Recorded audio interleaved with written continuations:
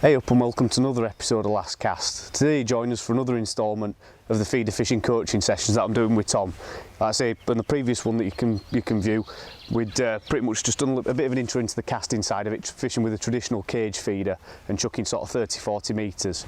Today we've come to a completely different venue. It's one on the Slough book that we're on, but it's a very different sort of venue, this one. We're fishing mainly for carp and tench and quality bream. But in terms of what we're fishing on today, it's a very silty bottom. It's very shallow, probably sort of 3 foot deep or less, but the bottom is very silty. As you can see, there's a lot of tree cover here, and that obviously gets to the bottom, decays, and then you get a really silty bottom. So what I'm going to do today is run Tom through basically how to fish on a flat bottom. We're going to be casting in open water, but how to fish on a flat silty bottom with a method feeder type presentation. So first thing to look at is when we come down here, Tom had already set up and he'd put on initially a 30 gram Guru hybrid feeder. Now that, for the conditions I've explained to Tom, is too heavy. Basically, as soon as it hits bottom, it's going to bury into the silt. So dragging it back, you can feel when it's gone in and buried itself, and basically that means that your presentation's knackered. It's probably going to bury 4 to 6 inches into the silt will gather over the top, and then you've got no bait presentation. So that was the first thing we looked at. So, and the main thing really is the feeder choice. So what I've done straight away is said to him that you need to change to a lighter feeder. So what we've gone for is a 15 gram traditional method style feeder. Now what this will do is it won't bury into the silt, it'll sit on top of it, and crucially it'll break down really quickly, creates a nice little area of feed for the fish to get to. So that's the main thing that we've made a change to. So the rig's dead simple. It's usual sort of feeder fishing gear, 9 foot bomb rod. Again, this is all Tom's gear, is this. One of his little 15 gram flatbed method feeders, and then a 4-inch Guru hook length to a size 14 hook and a band. So nothing new there, but the main thing to start off was looking at the setup is the feeder choice was too heavy and the wrong style for what we're trying to do today. So what we'll do now is we'll turn around, we'll give Tom his rod back, and then we'll get him to make a first cast of the day, and then we'll take it from there. So bait choice for today, we've just got some 2mm soaked up pellets, and then we've got these 6 to 8mm washed to sort of barrels. Now the thing is with the hook bait choice, I've explained to Tom, originally was fishing with like a little green 6mm pellet, quite a dark bait, and again with silty conditions like this, and especially with the colour in the water, that'll be basically, you know, hidden in the silt sort of thing, and it'd be difficult for the fish to find. So we're going to change to a fluoro hook bait now, so hopefully that'll make it easy for the fish to find. So Tom's going to load the feeder. Again, it's something that you'll have seen 101 times on YouTube, is how to load a method feeder. It's dead straightforward. But what we're going to do is just make sure that those pellets are compressed really tight on the feeder to start with. Basically, as long as your pellets are mixed to the correct consistency, they should just explode off the feeder. So you don't want to pack them too soft, so when they hit the water they'll break up. Especially on a method feeder, it's the most important thing because it's not encasing the feed bait. So you need to make sure that it's compressed really tight on that feeder.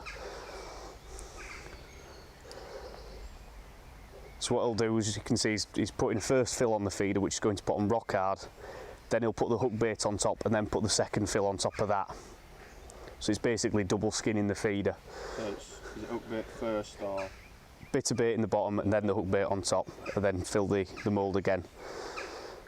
Squeeze that as hard as you can make it. What I usually do is once it's out of the mould, give it one last squeeze with your hand just to make sure you're happy with it. So that's perfect. You can see the hook bait's just peeking out there because it's quite a big hook bait. The other thing as well with these method feeders, because they've got the bars in them, is you need to have that first skin on so you don't have your hook snare up in the bars.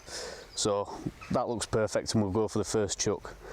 So we've got a far bank marker, and we're probably chucking about 20 metres or so today. So what Tom's going to do is I'll explain there's some trees above him. So when you're casting and you've got a restriction, you want the feeder to go on a low trajectory, you need to bring the feeder a bit close to the tip. So usually you'd have a 2 to 3 foot drop, whereas in this case you might have a foot to 18 inches of drop, and that'll mean the feeder goes on a flatter trajectory. I'll have to move back, so when you hit the clip you need to have the rod as far back as you can possibly bring it, so it'll go around perfectly. Is that about far enough away? Yeah? I'd bring it up a little bit further. Right. Yeah, that's better. And then it'll go on a flatter trajectory, so when you've cast it, you've got to bring the rod right back, because as I've explained, we're going to fish for bigger carp today. Sort of smallest we'll get is about 3 pound. So when you hit the clip, you need to make sure there's a couple of turns on the reel when you bring the rod back to position. So we'll take it from there. Once it hits the water, what do you do with the rod? So basically, you're going to cast out, bring the rod as far back as you can, it'll hit the clip, and hold it fairly tight when it hits the clip. You don't give it too much give, and that'll mean that you've still got, as you bring the rod to the rest, you should still have a couple of turns on the reel in case you hook a big fish. Go for it then. So we'll go for the first cast of this short session. So he's hit the clip there, he's brought the rod up as much as he can, and he's just going to set the rod down now. So we've got it on a decent angle to where the feeder is, and it's just a case then of tightening up very slowly. So basically for catching these big fish, Tom, it's just a case of trying to give yourself as much line to the clip as you can. So rather than casting out and having the rod in front of you when it hits the clip, having it as far behind you as you can, and then you'll obviously have a couple of turns on the reel, so if you do hook a big fish and it shoots off, then at least you've got time to unclip. And that's the mistake I normally make. That Yeah. Not having enough slack when you pick the rod up. So the next thing to do, what I'll tend to do for fishing like this, because we're fishing a really light feeder on a silty bottom, the fish isn't going to hook itself against the weight of the feeder, so you've got to have it hook itself against the weight of the tip. So in cases like this, what I'll tend to do is I'll have a lighter tip and set it as tight as I can possibly get. So rather than using the actual handle of the reel, just turn in the spool against the drag to tighten that line up as much as you can. Without moving. Yeah, without moving the feeder. If you move the feeder, then your presentation's knackered. So when you feel that it's just tight enough, that means that as soon as the fish picks up the bait, it'll feel the weight of the tip and then it'll take the rod off the rest. Tight. Yeah. Then that's about right. Yeah, that should be fine. Again, with it being shallow as well, the line will be very close to the bottom as well, so as opposed to fishing in deeper water, you're less likely to get those line bites because the line should be going under the fish a little bit, so you shouldn't get the massive line bites like you will do on commercials, where a fish will say swim head first into the line and catch it in its pectoral, where you get the tip going right round. The indications that you should see on that tip are sort of tiny little wobbles. If you get a massive liner, then it's just a case of picking the rod up and reeling in. But that'll probably dislodge the feeder, but it'll look like a drop back bite, so it could be a drop back. So in that case, it's just a case of pick the rod up and wind in. If the fish is on, then it should have hooked itself against the tip, but most of the time when you're fishing a bowstring tight tip like this to the feeder, you will get the rod nearly pulled off the rest. Right. How can you tell if the fish, like say you got a big line bite, how could you tell if the feeder will move? So you'd look at where your tip is now, yeah. And if it comes back to where it was, your feeder hasn't moved. If it comes back any further, your feeder's been dragged, in which case cast out and reset the trap. So because we're fishing a lighter feeder as well, it's got more chance if you do get a line bite to move, hasn't it? Yeah, than a heavier feeder. Yeah. But like I said, because it's on the bottom, or because it's so shallow, your line should be nearer the bottom anyway, so you shouldn't get quite the same sort of line bites if you were casting to a far bank slope on a commercial. Right. So you shouldn't get as many of those sort of big pull rounds. It'll be a case of, if it does swim into the line and catches it properly, the tip will just drop back, so it'll dislodge the feeder. But it's, again, that's the nature of the beast with it, because you can't fish a heavy feeder and get it to hook itself against it. No. So it's better that it's better to have the feeder dislodged on a line bite than have fish pick up your hook bait and not hook themselves. So how long would you normally leave the feeder out before you recast? I'd usually give it sort of 5 minutes or something like that. Again, with a method feeder, it's going to break down within probably 30 seconds or less. Yeah. So when it's hit bottom, the bait should immediately be breaking up off the feeder. So within sort of 20 to 30 seconds, that feeder will be empty. So if you want to cast, say, every 40 seconds, you can do that to build a better feed. Whereas with your hybrid feeder, it'll break down a little bit slower because the water can't get to it as quick, because it's got encasement around the side. And also when you do move a hybrid feeder, it'll bring the bait and it'll put it in a sort of a little trail, whereas a method feeder should pull cleanly out of the pile of bait. Right, so if you're fishing, in my case we've got £8 main line and I think I've got £9 hook link. So what I always thought was if your hook link was stronger, like it says £9 and the main line's £8, but what in terms of strength does that mean? Well, they're completely different lines, that's the difference. So the hook length, because it's only short, needs to be a higher breaking strain because it's got less stretch. It'll be what's classed as more of a high-tech mono, so it'll be much more supple, but it'll have less stretch. So your main line will be a higher diameter, lower breaking strain and more stretch. So if you've got an £8 main line, you probably can pull it to the point of like a £10 breaking strain line. But your hook length, especially for method feeder fishing, I'll nearly always fish it the same breaking strain as my main line, but a diameter down. So with the higher tech lines, you might have an 0.22 main line in this case for £8. Your hook length might be 0.20, but be £9. But because it's a shorter hook length that's got less stretch in it, if you were to snag the bottom and pull it very suddenly, you're likely to snap the hook length first rather than your main line. Right. Because you can imagine if a fish bolts off and you've got a really light but low stretch hook length, when it does bolt off it's liable to snap it, so you do need a higher strength hook length. Yeah. So usually if I've got, say, a £6 main line on my reel, say an 0.20, I'll use like an 0.18 £8 hook length. Right. So it just means that when you do get those aggressive bites, that it's not going to snap your hook length immediately when you pick up. Yeah, so I've had that once or twice when it's done that. Yeah. I've just never known why. Following on from that as well, hook like thickness or diameter. Yeah. What's that coming to play with like the weight of the feeders as well? So say when we'll do a video on a commercial and we'll run through it there. But basically you want to have the right gauge of hook for what you're fishing for in terms of the size of fish.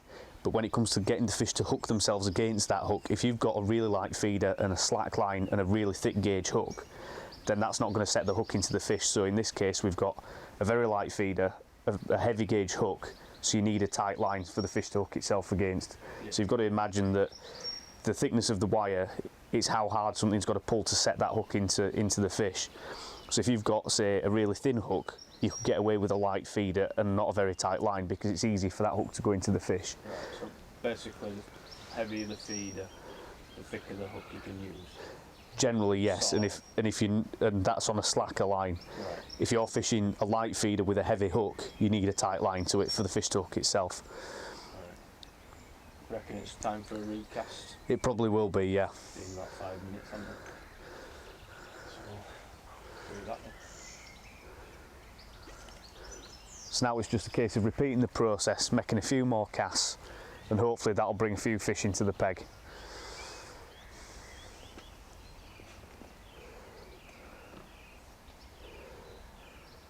So if there's a bit of bait left on this feeder now, do you take that off normally, or do you just... Yeah, I would do. What's happened is because you've got the bars on the feeder, the pellets have actually got stuck under the bars. Right. So like with a more modern type feeder, say the Drennan ones and stuff like that, you've got the bars don't have as much restriction, so not only is your hook less likely to catch in them, but also your bait's not going to get stuck in it quite as much as that. Yeah. Is it same the Drennan feeders as well? Do they have the bars on too? Or? They've got the bars, but they're a very different shape, where they're sort of splayed out and a bit sort of lower to the feeder. Right. That's a bit of a problem we've been having, to be fair. As I say, with those sort of feeders, you'll have to pack the bait in really tight to make sure that you don't have so you've got your first fill on the feeder to make sure your hook bait can't, or your hook can't snag in the bars. So it's one of those things, method feeder fishing, or the design of method feeders has changed over the years, and it's just improved like step on step. So those are sort of more like the first sort of edition of flatbed feeders, but the newer ones, they're a bit different. Like I say, they're just designed around not having your hook bait snag up. Do the same again then, and hope it comes out.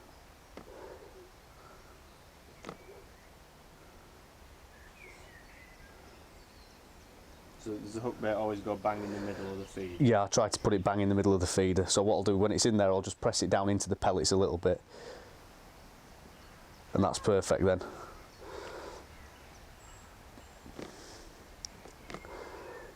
Right, and that should be good to recast. So again, this time make sure you try and hit the clip as far behind you as you can. It's a bit difficult with the rod above you, so I might have to move to one side again.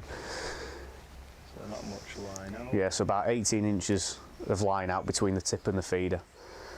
And then make sure as soon as you've cast out, you bring the rod straight behind you to hit the clip. Literally as soon as I go out line rod. Yeah, back. basically as soon as the rod goes forward, the rod starts to come behind you then to hit the clip.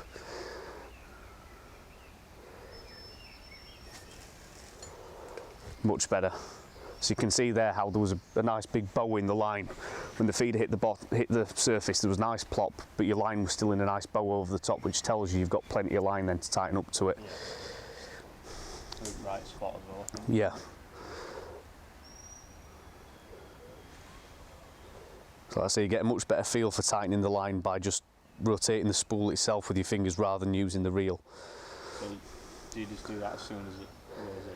Or I'll wait for the line to sink initially, so I'll feel the feeder hit the bottom, and then once it's down I'll set the rod on the rest and then begin tightening the line. So it's just a gradual process, especially with thicker main lines like you've got here. If you tighten it too quickly, then even the resistance of the line against the surface tension when it's sinking can move that feeder. What about if, say, your feeder's just gone in, what if a fish picks it up like straight away? Will you even with the slack line, would you be able to tell you've got a fish on? You will do, yeah, because of the resistance of the line through the water. Again, the fish is less likely to hook itself because you've got a light feeder, but that's all, like I said, that's the nature of it, so it's just a case now of tightening up to that feeder. I've noticed sometimes watching you as well, you put the end of the rod in the water. What is that, just to sink the line? That's generally when I'm fishing, say, braid, or I want to get the line under the surface really quickly. Say I'm fishing for F1s and that sort of thing. Occasionally what I'll do is I might leave the line floating if I'm catching really quickly and watch the line on the surface. But say I want the bait to get down and I know it's going to be sort of 30 seconds before I get a bite, then I'll put the rod tip under the water, especially when it's flat calm, to get the line through the surface tension. So that's perfect. You'll feel that the tip's as tight as you dare get to it, because obviously that feeder's buried into the silt just a little bit, so you're just pulling against that. Yeah, it's about as close as it would push it on. Yeah. Is that right? I think. So we can get something. Yeah, and now it's just a case of repeating the process. What happens if, for example, you hook a big fish and you've got your line clipped up and it takes whatever line you've got out to the clip? Well, how do you go about fixing that? The main thing is to make sure you've got enough time before it hits the clip. So because we're fishing with a soft rod but really strong line, sort of 8 pound main line, 9 pound hook length, 14 hook, you've got to have faith in your gear. That's the main thing. So when the tip does go around, pull back as much as you can, because that means that the fish won't get up a head of steam to run you to the clip. If you can turn it as soon as you hook it, then you've got time. It'll more likely then kite left or right. Usually what happens is carp will pick up the hook bait, bolt. If you can be quick on the rod and get the pressure on the fish to turn its head before it gets a head of steam up, then it won't get you to the clip. And also what that'll mean is you've got the rod behind you, so if it does start to run and it's, say, a 20 pounder, you've got enough time then to bring the rod down at a bit of pace to make sure that the line goes just as slack enough for you to basically get your finger behind the spool and unclip the line. So basically where the line goes from between the bail arm and the spool, that's where you'd have to get your finger behind to get it off the clip. It's something that you won't have to do that often, especially if you try and, like I say, get the fish under control initially. As soon as it runs off, make sure you do lift into it and put as much pressure as you dare onto the fish to try and get it to turn on that initial run. But as I say, if it runs to the clip, then you can basically start giving a bit of line with the rod and then get behind the clip to let the fish off. If your spool's spinning and then it hits the clip, you've got no chance. So basically it's a case of pushing the rod as much as it'll give before it starts to turn the spool. So again, because you're fishing, big gauge hooks, decent size hook, a size 14 and heavy line, it shouldn't break you straight away. I think it's just a case of experience and how much pressure you can actually put on before yeah. your line breaks. You'd be amazed with these little sort of 9-10 foot bomb rods just how much pressure you can put on a fish before, a lot of people set their drags loose, whereas what I prefer to do, especially for method feeder fishing, is set the drag really nice and tight.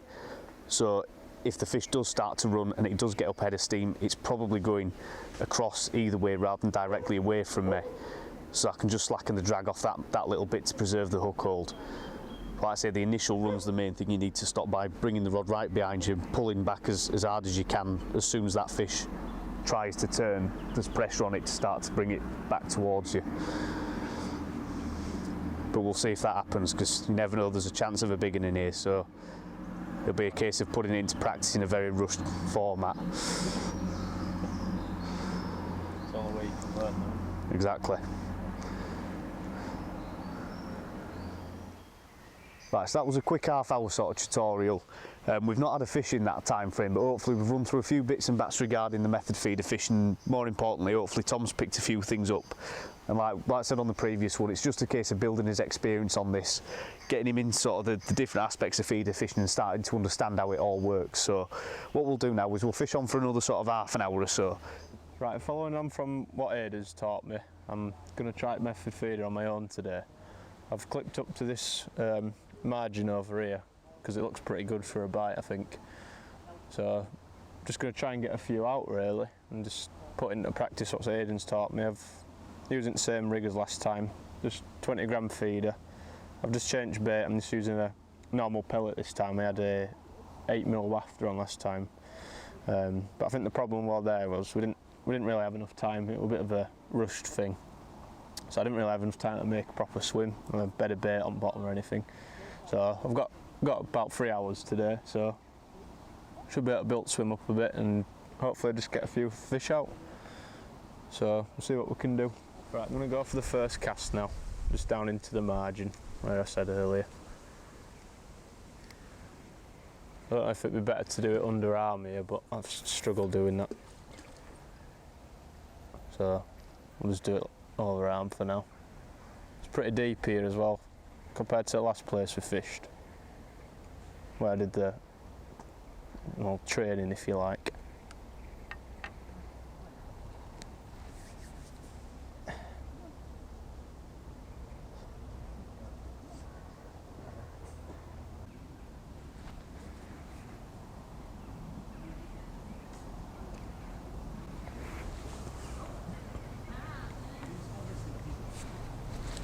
There's a fish on.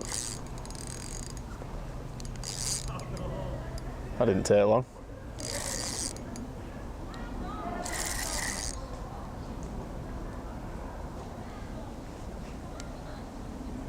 Oh, a matter of seconds that.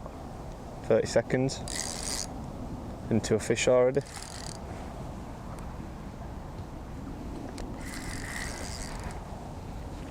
Don't know where it's going.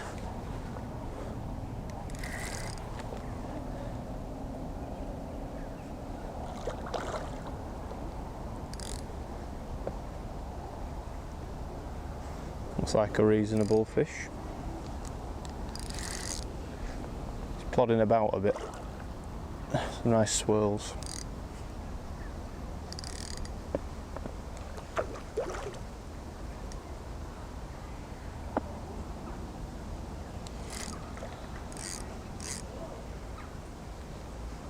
Might be decent size this. Literally as soon as that went in there, onto a fish straight away. That's my first cast as well.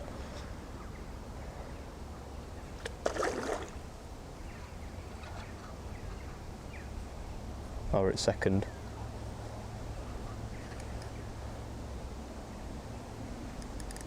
Fighting well.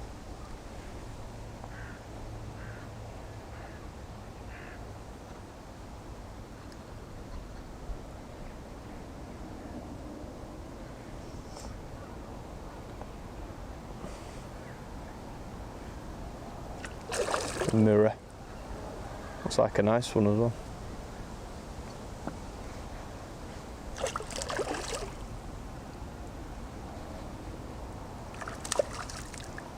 It's wrapped itself up in line.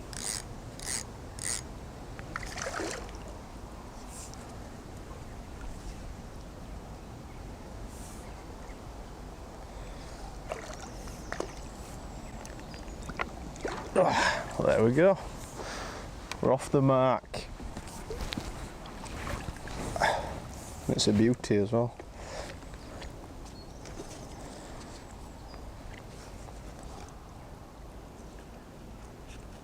Fish in here proper pristine though, like no damage to the mouth at all.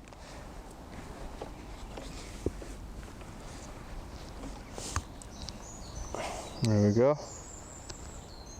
Little mirror cap. In a matter of seconds there, so I can't complain about that. Get it back in.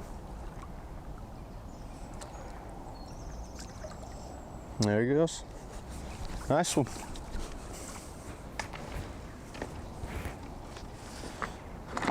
Get another bait on and try and get another if I can.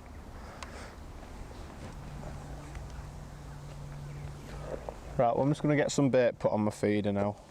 I'm just using 2mm pellets as the bait, so I'm going to just quickly show you how I do it as well. So, a few pellets in the bottom, then feeder over at top and just push that down. There you go, and then probably about the same amount again. And then you put your pellet in the middle of that as well as the hook, and then do the same again, just push it down. If you're not fishing that far out, you don't really need to push them on that hard, because you really want the hook bait to be exposed as quick as possible. So I've done that. Now cast out to the spot.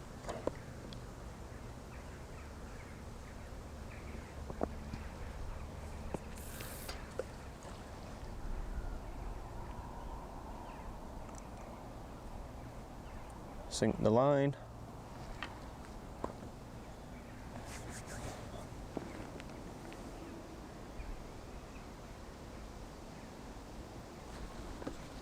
There's another one on there.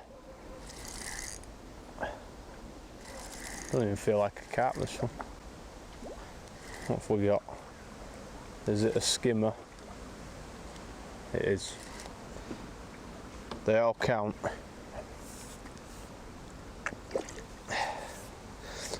More like a bream is that one. I'm going to call this one a bream, I reckon. The hooks come out in the net.